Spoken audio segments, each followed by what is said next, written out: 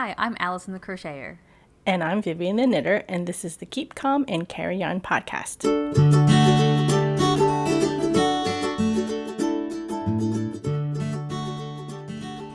Hello, and welcome to episode 153 of Keep Calm and Carry Yarn. This is a knitting and crochet podcast hosted by me, Allison, and my mom, Vivian. I'm recording from Scotland. And I'm recording from Michigan. Thanks so much for joining us, whether you're listening on a podcast app or watching us on YouTube. Hi, everybody. Hey. I feel like both... So wait. The last time you recorded, would you have been in that space? No, I was downstairs. So, it's been less than 2 weeks. Since you last recorded? It's been since you've almost been in this space? No, since we last recorded. We recorded on a Thursday. Today's a Wednesday, so it's tomorrow will be exactly 2 weeks. And so in that space of time, I moved everything upstairs. This is my third sewing room / studio in this house. I'm just like moving all over the place. Were you in there to begin with? I was in the other room, what is now your dad's study. Oh, that's the guest room. I'm in the guest room, yes. It is no Gotcha. longer. It's still the guest room.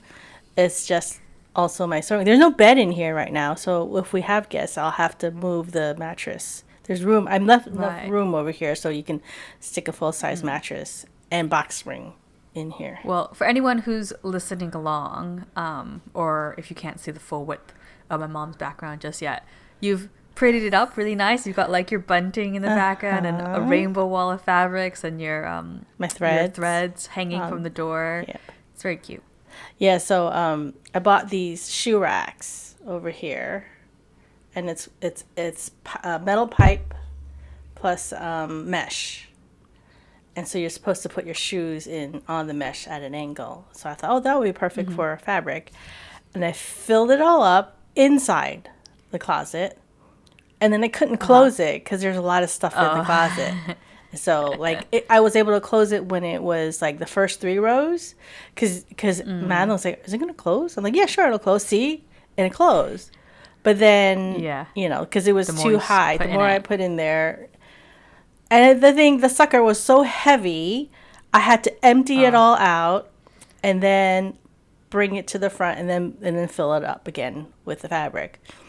And right now that door is so heavy that when you open it and you try to close it, it doesn't engage, like the lock part. It doesn't engage. So it's like every once in a while just swing open. At least it doesn't squeak. So this is what I've been doing that's another reason why I haven't gotten a lot of knitting done. I've been doing this for the last 2 weeks. Yeah. Moving all your stuff. Yeah. My background's the same, but I finally put up some art. I've got a sheep breed illustration poster that was inside the Edinburgh Yarn Festival. They didn't have a brochure. It was like a newspaper as the sort of program. So that I've been saving that since 2017, 2018. And then on the other wall, that was a piece of art that Madeline made. Oh no, I totally did printmaking in college. Lino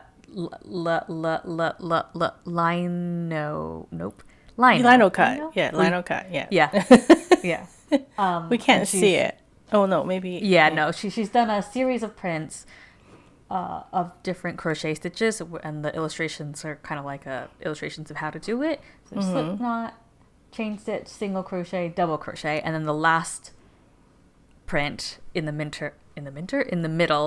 Minter was a combination of center and middle.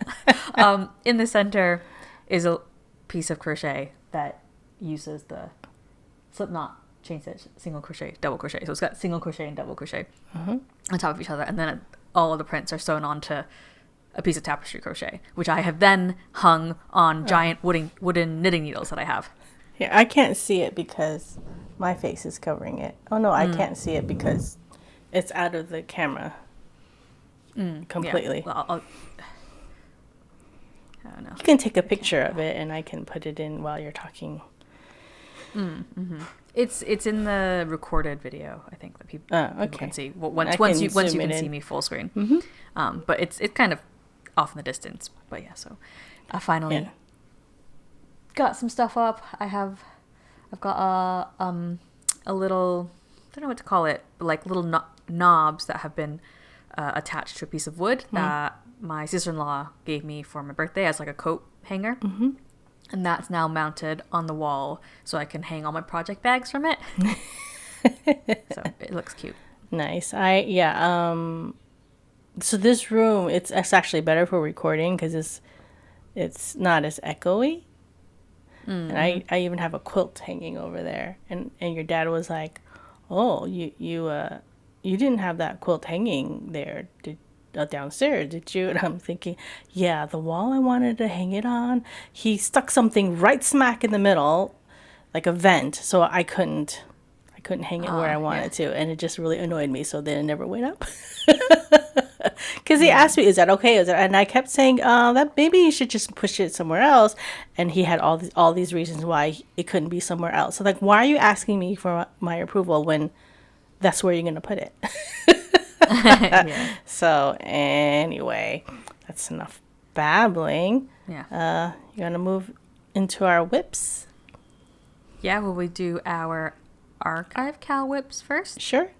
Oh, you can explain about the archive cow for any new listeners. Mm-hmm. So it's a knit and crochet along where we encourage everybody to work on something that they've been meaning to work on for a while. Put that in quotes. A while.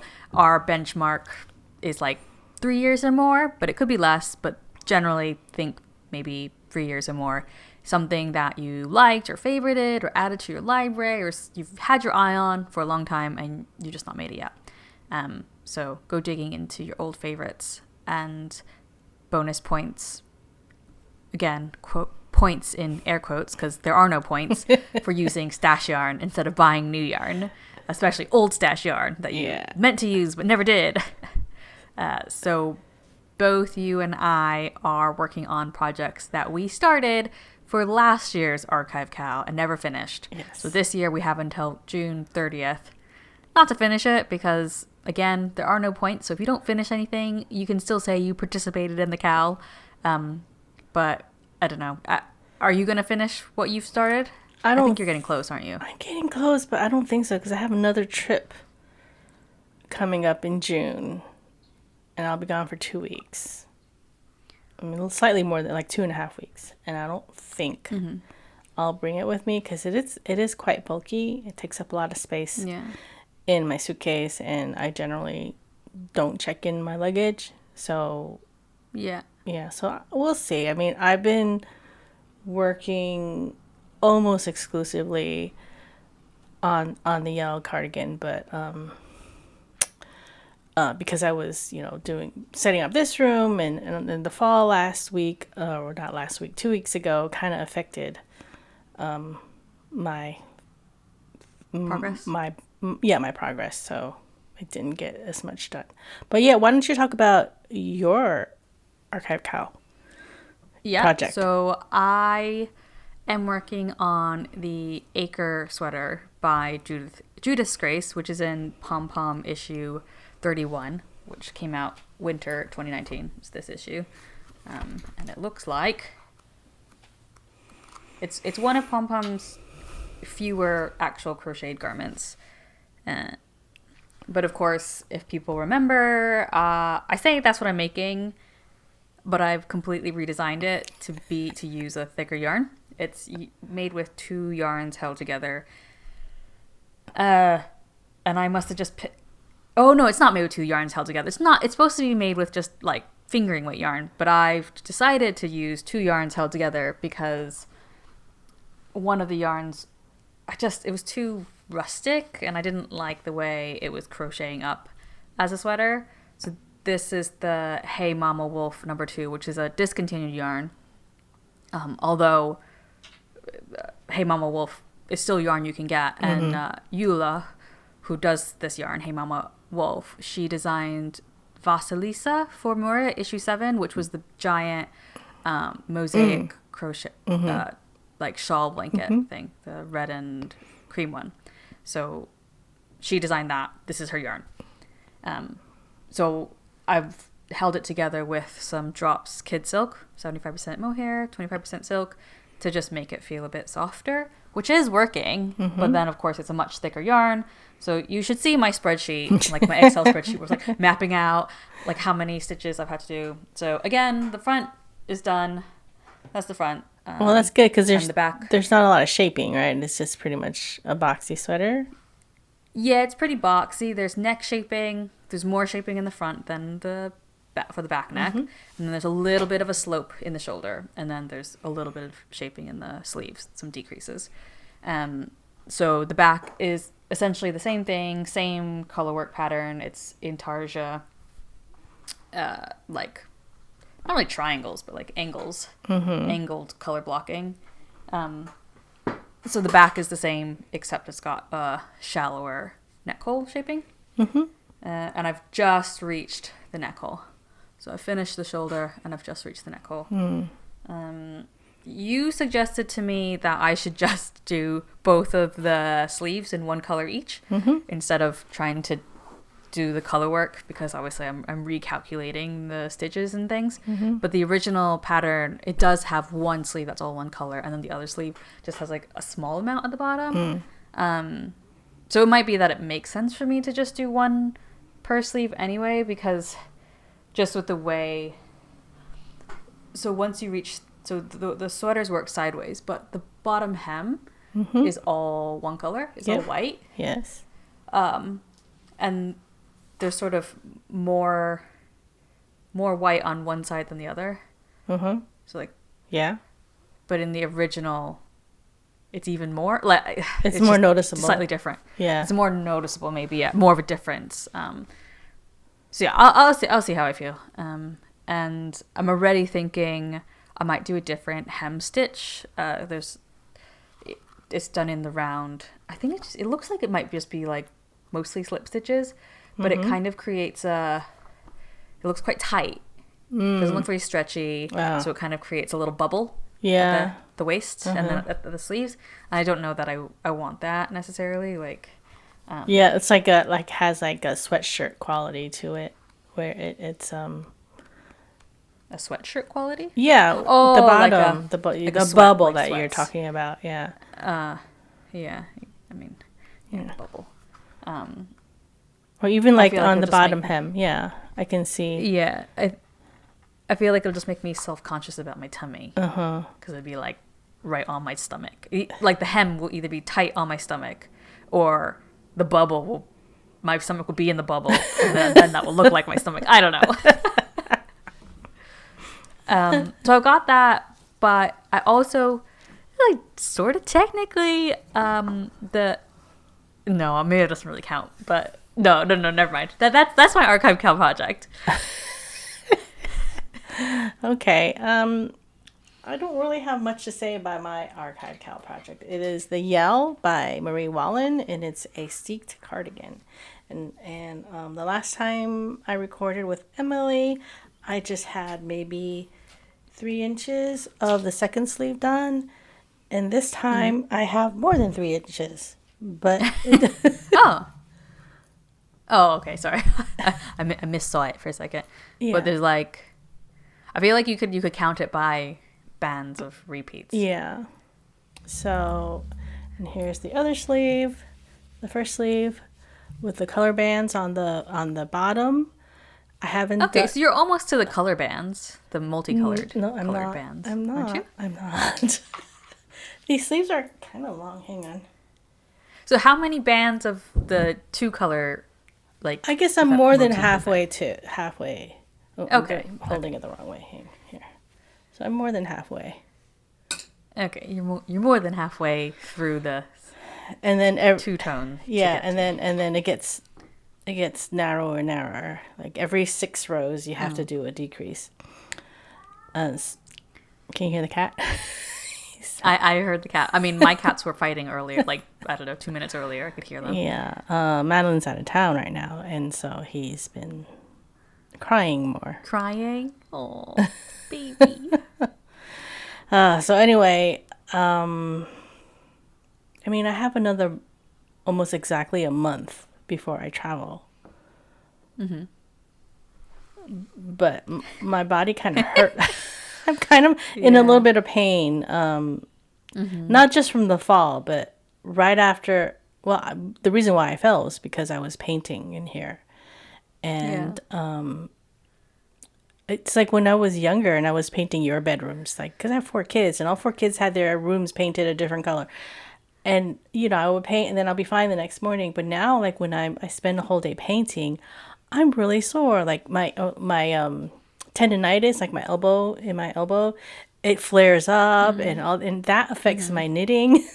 So I'm like, so I had to like skip. I actually had to skip a few days, not knit, which is very unusual. I mean, I actually had it splayed on my lap and just didn't knit and just was watching TV or, you know, reading with my knitting on my lap, but not actually doing any knitting because I was in too much pain. Well, but yeah, so that's my archive cowl project so far. Hopefully I'll have more progress in another couple of weeks when I record with Emily. We'll see. Do you have any other whips? Yeah, I do. So what I was going to say was that this next project I have, could count as an archive cowl project because it is a pattern that has been sitting around in my library for a while, but I've already started it and I've been talking about it. So, you know, it's not like I'm re-picking it up for the archive cowl. It's the intersection scarf. So this is the intersection by Joanne Scrace in the crochet project, the shawl project book 4. I think last time I had 3 shells done, the first 3. So in this ombre yarn, going from a brat green into a lighter lime green. Yeah. And then I blocked outer it. edge just looks like it's almost gonna become like a mint green where your hand is. Oh yeah. So now so that's 3. I've done 1 more and then I'm into the gray. So yeah, it kind of transitions to a mint green and then a gray and it just goes into a darker gray. So I think, I don't know. I think the scarf in the book only has 1, 2, 3, 4, 5, 6 shells. Mine's definitely gonna have more than that. And I think if I stopped at 6, 1, 2, 3, 4, it'd be this and 1 more. It wouldn't be very long. No, you wouldn't be able to, like, I mean, it'd be long enough just to wrap it around your head once, your neck, but then you wouldn't have a lot of ends. Yeah, it just wouldn't have, it wouldn't dangle quite as much. Plus, I've just got so much more yarn. I mean, maybe I'll just do a few more because I feel like that's quite a lot of gray. I don't know how much gray I want. You know, I don't want it to be half gray. It's a fingering weight. It's not a lace weight, right? It's lace. It is lace weight. Oh. Yeah, and it calls for lace as well. That was the yarn that you got at New York Vogue Knitting. I mean, right? It calls for heavy lace. Yeah, I got it from Vogue Knitting in New York City, 2020. Came back home. COVID happened. It was the beginning of 2020. Yeah, and that's Freya Fine Hand Paint, 100% cruelty-free U.S. merino. Back when like the ombre yarns were still like having a moment, which it's not so much anymore. Well, they haven't gone away. I don't think so. I think no, but I feel like it's not having its big moment the way it was. Is it still? What is it now? Are we still doing speckles or fading yarn? I don't know what the newest. Well, mohair was having its moment. Boucle is having its moment. Yeah, I don't like boucle. I think because it tends to be heavier. Okay, so I've got one other whip, and that's my Whin shawl. It's getting pretty big. Yeah, look at that. So that's, of course, Whin by Erin Ellis, which is the cover design of Mura issue 5. And where is it? There it is. And So this is using Brooklyn Tweed's Tones Light, which is kind of a pointless detail because have you heard about Brooklyn Tweed? I'm the one that sent you the link. Okay. So I actually read the blog post because I just they're not like going away. They're just stopping the yarn and then going back to just focusing on pattern design. So I think I'm running out of yarn though. Oh no! I've had these skeins of yarn in one of my bags and just pulling out a new one and then balling it up or caking it up when I need it. I'm reaching the end of this ball. And so I was gonna cake up a new one, and I can't find another one, and I don't know how many I started with. Oh no. And then because so the whole thing with this yarn was that this was the yarn that we were originally thinking of using for the actual magazine, and then we ended up going with a different yarn. So in theory, there was enough of this yarn to do the shawl, but then of course the designer Erin, she probably would have started using this yarn. And she sent me back maybe just the full skeins that she had left. So so that makes sense. So I've got this small amount plus this small amount. The only thing left to do, other than I've got more rows that I've not done yet, but there should be a border around I think it's just around two of the edges, the triangle edges, not the the angled edges, the angled edge. They're all at angles, right? Yeah. So I could either not do the border and just go for as far long as I can because I think it's a decent size. If I wanted to do that around, it doesn't really quite go as like bandana-y, but in terms of like a shawl that I could put around my shoulders. Could you do the border in a different color, like Yeah, I could do.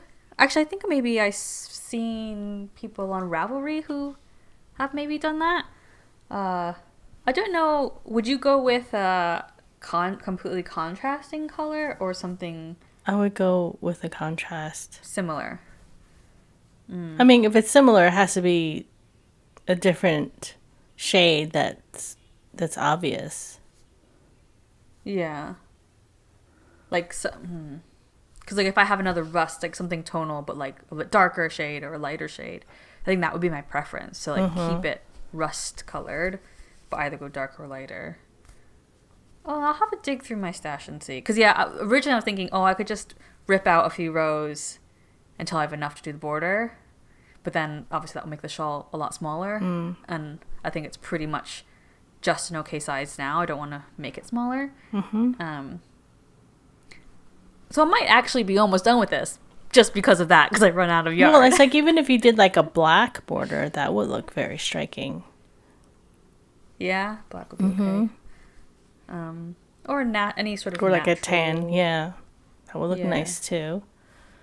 I mean, I wouldn't go like with green or anything or purple. No. I wouldn't do something like that. Yeah. Okay, I'll have a think. But yeah, so basically, I guess I'll just use this tiny amount of yarn and see if I can get... Well, I should get one more row out. Or maybe I can just finish this row. Because I'm only, a quarter into this row. So finish this row. And then, just finish it. Even if you did like a thick border, that would look nice too. So the border is kind of like vaguely wavy. I really like the border actually. I can't tell that it's wavy. Oh, I see now. Like, do you see how it's like? Yeah, I'm looking at it on my iPad. Yeah, vaguely wavy, and a little bit lacy. Like there's sort of like I mean, I think if you did like a thick border around it, that would look nice too.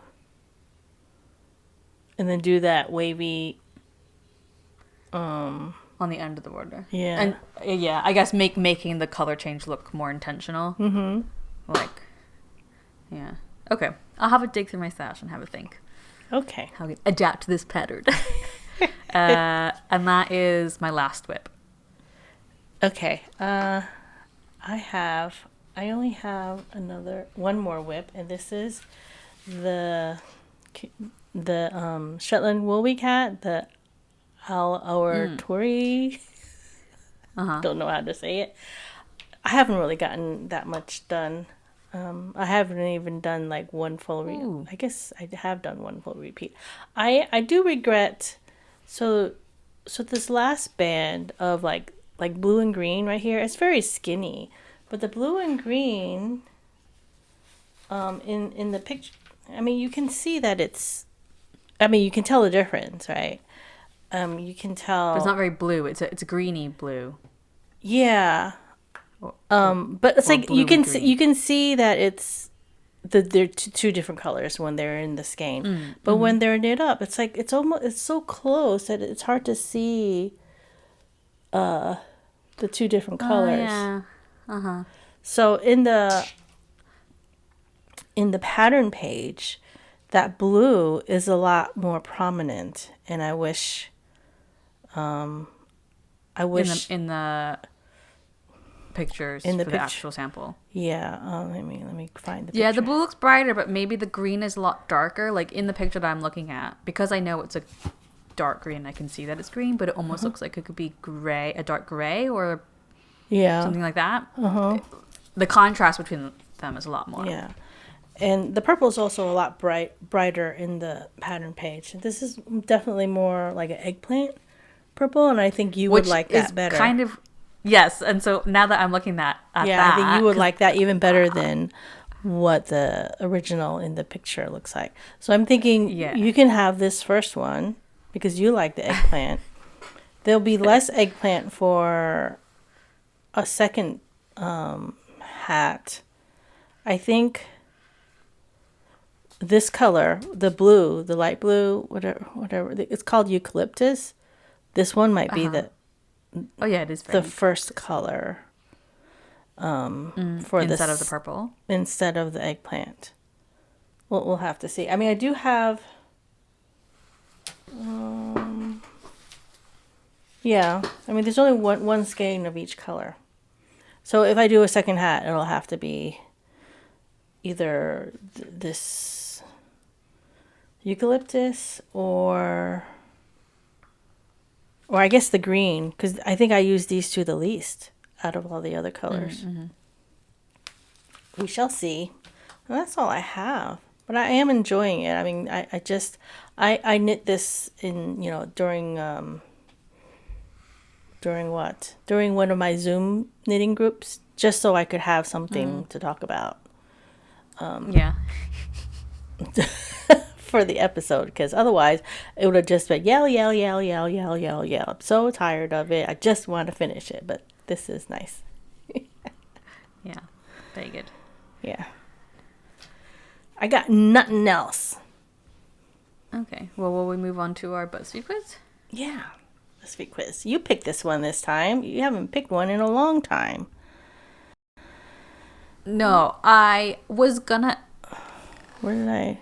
go for one, which actually was very similar to what you guys had last time about picking different foods from different countries. And then I got annoyed because the foods from different countries were not necessarily from those countries. So, they had chicken tikka masala for India and I don't know, other things where I was like, but those aren't from those. I mean, it's one thing to say, pick some Indian food because it's food that you could get at a, quote unquote Indian restaurant, but maybe it's different if you say it's from India. Yeah. Similar with like Chinese food versus food from China.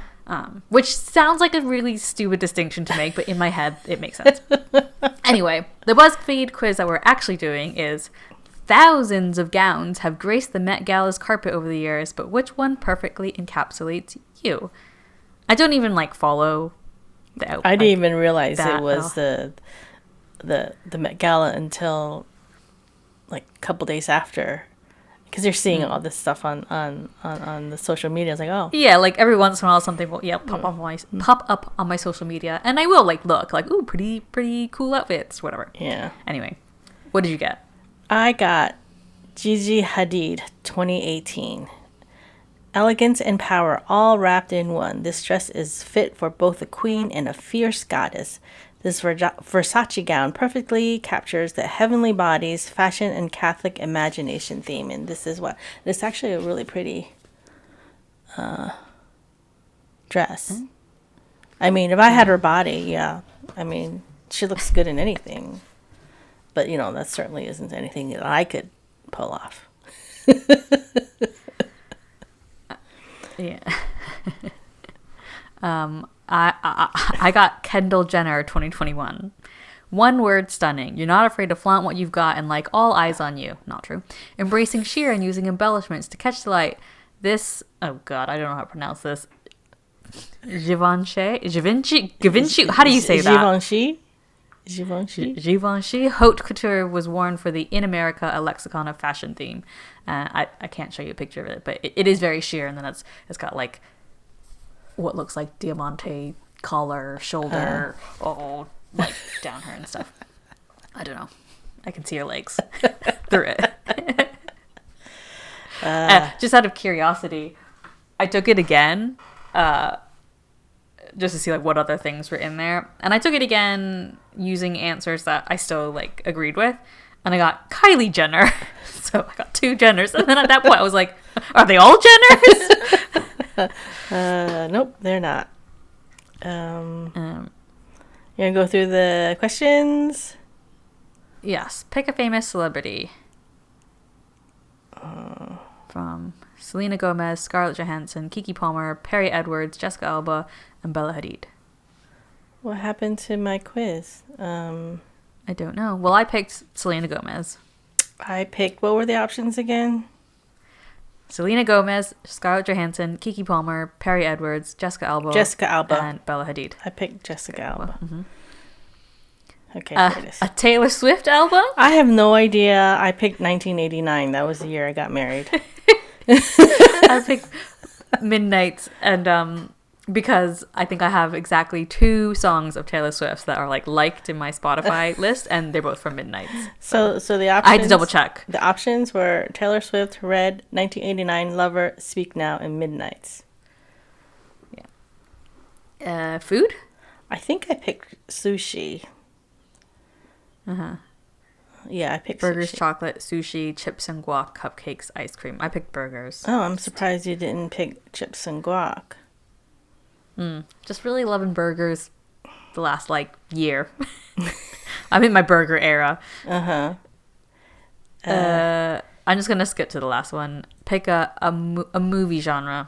It's like the only one I don't like in here is horror. Horror? Yeah. Horror, comedy, romance, sci-fi, action, drama. And I picked sci-fi because I was in a sci-fi I also mood. went for sci-fi. Okay. Yeah. We've been watching Doctor Who. Have you watched it at all? Yeah, we're just gonna jump into Nerdtastic, which we haven't done in like a maybe year. years. Maybe years. I actually thought about it because I was watching yours and Emily's episode, and Doctor Who got mentioned, and I was thinking, oh, Nerdtastic, and the fact that I just caught up with Doctor Who last night. Yeah. So, how are you liking this? I feel like this doctor is definitely a lot more emotional than all the other doctors. Yeah, he cries very easily. Yes. I don't mind the doctor, this new version of the doctor person himself.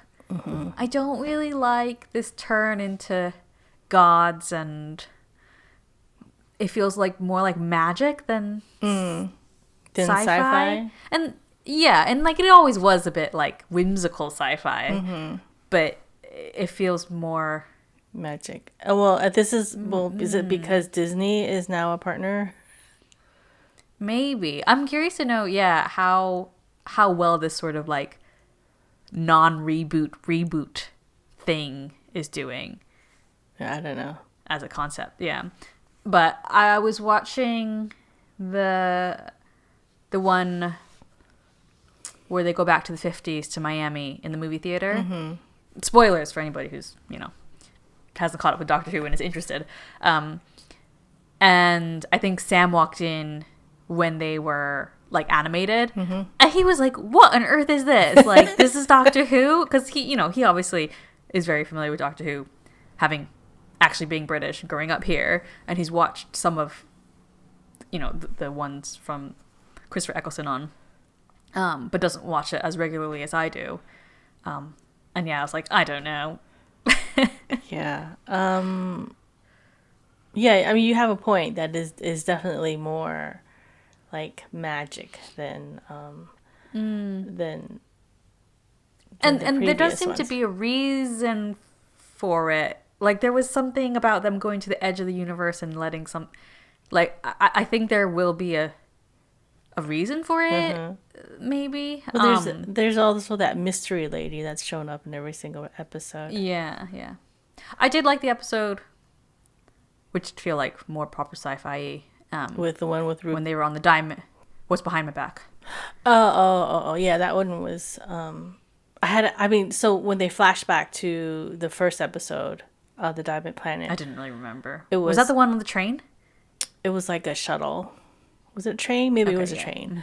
With the lady. I'm like, oh, I remember that lady, but I don't remember what that was about. And Madeline said, oh, it's when they kept repeating. I'm like, repeating what? It's like, no, like they kept like copying the other person. Like they would just like copycat whatever. Say what the other. Yeah. Oh, okay. Yeah. Right. Yeah. I vaguely. That was with Donna? Was that with Donna? I think so, but she wasn't actually on the vehicle with the doctor. She was like getting her spa treatment somewhere else or something. Yeah. Like Okay. Yeah. I vaguely remember. Yeah. But that anyway, was David Tennant. So I wonder there's some. But sorry, no. Go ahead. I was just wondering how often they'll like revisit like episodes or planets from previous doctors, because I don't think they do that a whole lot. Yeah, a bit, I think. But yeah. But I did like the and then obviously the last one with sorry, that Ruby comes back into. But then it wasn't really a Doctor Who episode. It was a Ruby episode. Yeah. It was a Ruby and Unit episode. Yeah. And then the Doctor just comes back to go. Meh, meh, meh, meh, meh. Yeah, but I enjoyed it. Did it feel a bit too try hard to be topical? I just remember I enjoyed it. I don't remember the plot. It was the whole thing where the guy yeah, be in a relationship the fake with Ruby, boyfriend, and then the fake boyfriend, because he was gonna quote unquote. Yeah, I mean, it's unearth that. Yeah, it was a whole like disinformation and being in your own echo chamber and blah blah blah.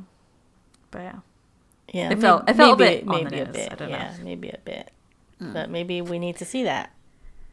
Yeah, too didactic. Is that the right word? I think that's what that means. Like trying to teach you a lesson. Okay. Anyway, FOs. I have no FOs. Do you have I them? have a tiny baby FO. Oh, your little scarf? No, my little that was scarf. out. Sorry, that's my other daughter. Oh. I made this. It's a crocheted picture frame. Oh, that's so cute. So I had a bunch of pictures printed, and I want to put like a bunch in the hallway, but I don't have frames. So I've been rocking up to TK Maxx to like pick some up, and now I've just been going to charity shops and just trying to find like something cheap. So I found this one. It's just a cheap black frame. I picked up for £2, and then I saw somebody else crocheting frames for picture frames on Etsy. So this is basically like, what I they were can doing. do that. Yeah, and I did change it up. So basically theirs was obviously they crocheted along the short end, like long rows, and then crocheted really short rows to go up the sides. Well, like that sounds whereas I've just that sounds annoying. tedious. It sounds really tedious. Yeah, like crocheting those short, like, I don't know, 4-stitch rows and then turning. So I've just done it in the round, where I've done a single crochet and then a double crochet in the back loop, and then a slip yarn over slip stitch in the back loop. And then as well, so I've done that in a sort of lime bright green, and then I did a lavender scalloped edge.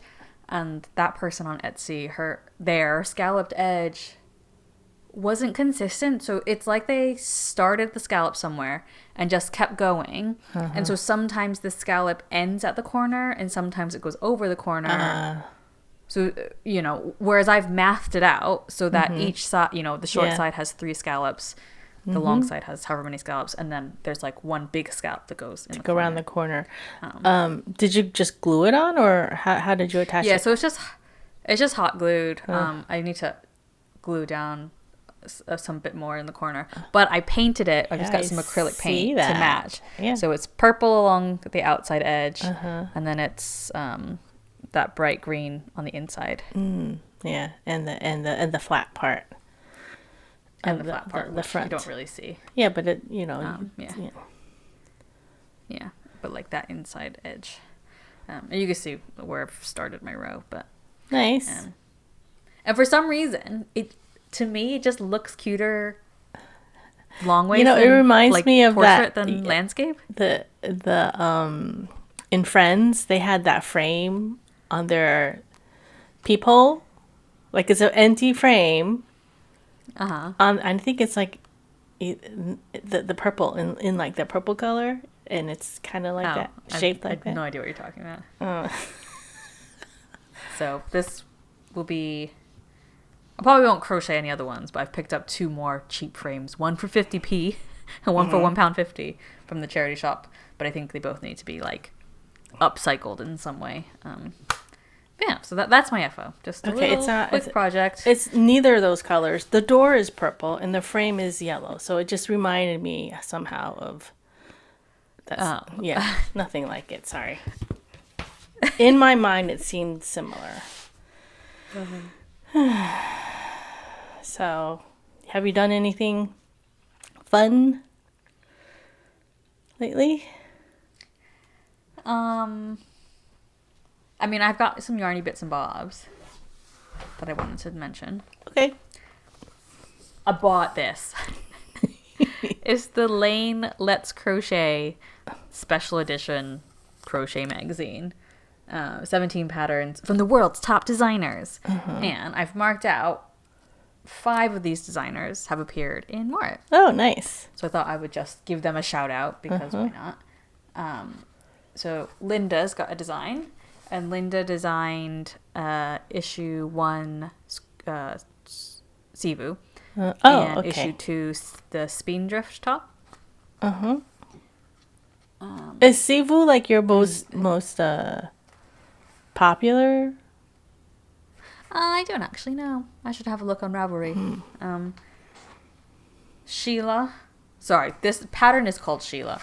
It's made by Rosina, who did issue 1, the Gudrun shawl, and issue 6, the Millis sweater. And so she's made a top. That's the one that that's the C to C, all the different colors. Bands. The Millis, yeah, it's it's a cream color jumper, and then it's got like bands of different types of stitch color works on the torso and the ends of the sleeves, one of which is C to C, but there's other types of stitches patterns as well. This one is by Alicia, another top, and she did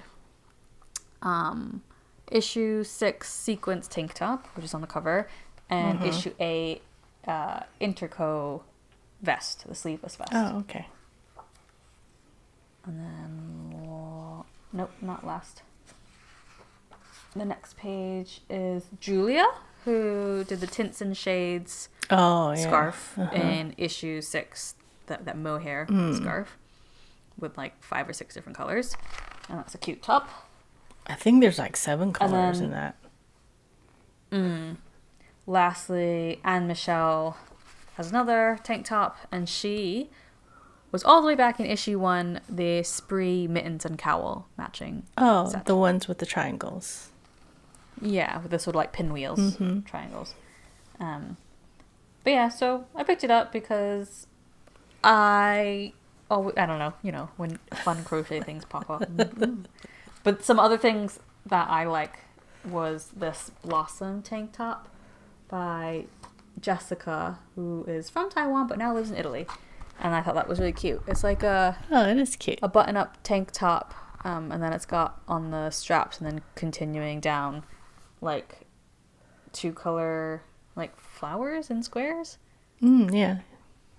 That's adorable. That one I really like, and then this I really like as well. And I actually like the colors. And funnily, it's another Asian designer. This one is a Korean designer but lives in Canada.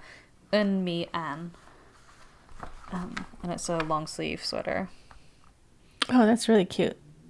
With like sort of bell sleeves with scallops at the end and baubles. Stripes of baubles. In pink and red, which I quite like. Even though very colorful. So, I don't know. Well, one day maybe I'll make something out of here. Oh. So I wanted to mention it just because, as Lane themselves had said, world's top designers. So I've had some world's top designer in Murat as well. Well done. Yeah, those are pretty cool. I was looking at like different crochet designs, and I was trying, like, I want to start a crochet project, and you can help me with that because I don't know what to make. Okay. Because after all, this is a knitting and crochet podcast. Mm-hmm. Yeah, I mean, I don't have a current knitting project, so, I feel like for a while You're doing a lot of knitting, yeah. Working. Yeah, I say a lot of knitting, but it wasn't actually making a lot. Well, it was this. It was just taking you a long time, so it seems like you're Yeah, it's taking me a long time. Yeah. I've already bought yarn. You're wearing your lentil sweater, and I've already bought yarn. Yeah. To make one for Madeline. Nice. So that's like cute. I don't even remember. I think the mohair part is like a purpley color, but the smooth yarn is like a tealy green color. This kind, I mean, mine's not teal, but this greeny color and then a purpley color together. Yeah. So we couldn't decide on a color that went well with the teal, like that was the same or similar color. So we went with something that was completely different. Well, we'll see how that turns out.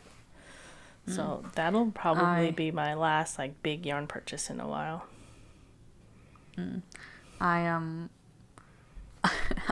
I might make a Sophie scarf for my friend because we saw there's a really cute shop that's open in Stockbridge called Scout, and it's like a second-hand shop. But there was a basket of what looks like Sophie scarves in like different yarns. So I think that part is not secondhand. I think somebody's made them. And I don't know, they're about like 40 pounds, 35 to 40 pounds, really? depending on. Yeah, I was like, I can make you, like, I've got so much yarn that I'm not using. I'm sure I'll just find something and I'll make you one. Oh, yeah. I mean, you don't even have to follow that pattern. You can like do something similar and not have to buy it. It doesn't have to be the Sophie scarf. Yeah, something similar. That's essentially what it looked like. Yeah. So. Okay. That might be my next knitting project. Oh, you know what I have? Actually, no, it probably won't be. It'll be something else. But... I have a shop talk. I haven't had a shop talk in months. So, so I found a couple of bags I had started and never finished. So I just finished them up the other day. And they're not in the shop yet because I haven't taken any pictures. This is, I have made this bag before. And it's got half sheared sheep. Half of the sheep are sheared.